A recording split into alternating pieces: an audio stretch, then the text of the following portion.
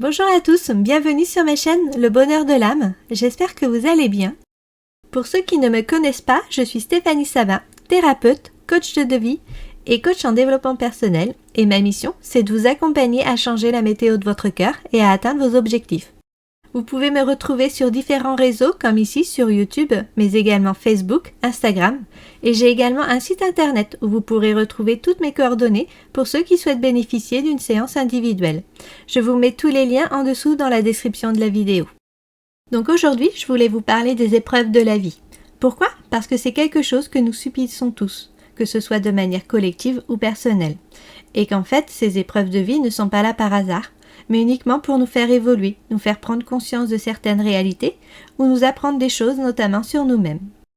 En fait, l'âme, quand elle décide de s'incarner sur Terre pour une nouvelle vie, demande à travailler certains éléments, que ce soit l'amour de soi ou des autres, le lâcher-prise, l'autonomie, la guérison des blessures vécues dans des vies antérieures, etc. Bref, différentes choses propres à chacun. Et pour cela, elle demande à avoir certains obstacles sur sa route pour pouvoir l'aider à prendre conscience de certaines réalités, dépasser ça et évoluer afin d'aller plus vite vers son objectif de vie. Quand quelque chose de négatif vous arrive, que ce soit une rupture, un deuil, tout événement négatif à plus ou moins grande intensité, tout d'abord, acceptez cet événement. Ok, ça je l'ai choisi, je l'accepte. Même si je conviens, c'est plus facile à dire qu'à faire, mais savoir accepter ce que l'on vit est un très grand pas vers la guérison. Digérez ensuite les émotions. Elles sont là pour nous dire que quelque chose ne va pas. Par exemple, une colère signifie qu'il y a une frustration, une blessure ou une injustice dans votre vie. La peur prouve qu'il y a un danger, quelle que soit l'intensité. La tristesse, elle, indique une séparation, peu importe la nature. Repérez également les répétitions, notamment les blessures émotionnelles, qui sont des souffrances à guérir. Par exemple, quand vous trouvez que vous tombez toujours sur des manipulateurs, des personnes qui profitent de vous, quand vous subissez toujours du rejet de la part de personnes que vous appréciez, etc. Essayez de voir aussi quels sont les apprentissages que vous pouvez faire, quelles sont les choses à améliorer, à revoir, ce que vous pouvez mettre en place également. Il existe différentes raisons de subir ces épreuves et c'est forcément personnel. Ce n'est pas parce que votre voisin vit la même chose que vous qu'en fait, lui, il va avoir la même évolution, les mêmes apprentissages. Tout dépend de sa propre expérience passée et de ses objectifs de vie. Et surtout, prenez du recul, car trop vous focaliser sur ce qui vous arrive vous fait perdre beaucoup d'énergie. Or, vous avez besoin d'énergie pour avancer à travers cette épreuve. Cela demande bien évidemment de l'introspection ou d'être accompagné par un professionnel pour connaître les raisons et avancer plus vite. Je prends pour exemple une personne qui perd son emploi. C'est une épreuve difficile qui remet beaucoup de choses en question et peut avoir des conséquences plus ou moins importantes.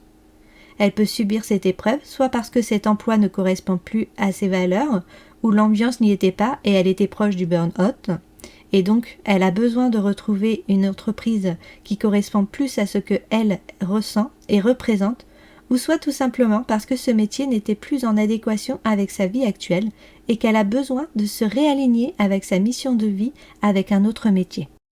On dit souvent que lors de notre première partie de vie, nous sommes là pour guérir nos blessures et que notre seconde partie de vie est là pour que nous soyons nous-mêmes authentiques. À partir du moment, bien sûr, où nous avons compris les messages, sinon, les épreuves de vie se répètent jusqu'à ce que nous comprenions le message, trouvons notre voie et avançons vers notre authenticité. Pour vous donner un petit exemple personnel, comme beaucoup le savent, l'année 2025 a été assez compliquée et intense pour moi, et notamment, j'ai divorcé d'une personne toxique. Certes, avec cette personne, il y a eu des côtés positifs, comme le fait d'avoir eu une fille. Pour cela, je suis pleine de gratitude pour lui. Mais par contre, cette toxicité, ça a été quelque chose de très compliqué au quotidien. J'ai eu beaucoup d'emprise, il a fait en sorte que ma vie, même si je travaillais, ne se résume qu'à ma vie de maman. Je n'avais plus de relations, plus d'amis, plus rien. J'ai eu aussi beaucoup de critiques. En gros, sans lui, je n'étais qu'une moins que rien. Mais j'ai eu la chance de rencontrer de très belles personnes sur ma route en 2022, qui m'ont fait prendre conscience de ce que je vivais. Cela n'a pas été facile d'ouvrir les yeux, il m'a fallu du temps pour passer à l'action et demander le divorce puis partir. Mais avec ces aides et une introspection personnelle, j'ai pu dépasser ces obstacles, ouvrir les yeux et comprendre en fait pourquoi ce monsieur était arrivé dans ma vie. Donc au jour d'aujourd'hui, je sais que je suis venue m'incarner pour travailler l'autonomie, cette dépendance affective en m'aimant moi-même d'abord. Je suis actuellement sur le bon chemin de guérison, même s'il y a toujours des choses à travailler. Je suis fière de tout le chemin parcouru. Cette personne, malgré toute la noirceur qu'elle a pu dégager et ce qu'elle a pu me faire subir finalement, je peux la remercier. Parce que grâce à elle, grâce à cette toxicité, j'ai pu apprendre des choses sur moi et me réaligner à ma juste valeur, à ma juste personnalité, et me diriger vers quelque chose qui me correspond plus. Je sais aujourd'hui, grâce au recul sur la situation, que mon avenir ne sera que meilleur, car j'ai compris les leçons que cette situation m'a apprises. Je ne rentrerai pas dans les détails, mais tout ça pour vous dire que parfois, les épreuves de vie, aussi difficiles qu'elles peuvent être, ou les personnes négatives que nous rencontrons ne sont pas forcément totalement négatives, mais sont là aussi pour nous permettre de nous révéler et d'être vraiment dans notre mission de vie, dans notre mission d'âme.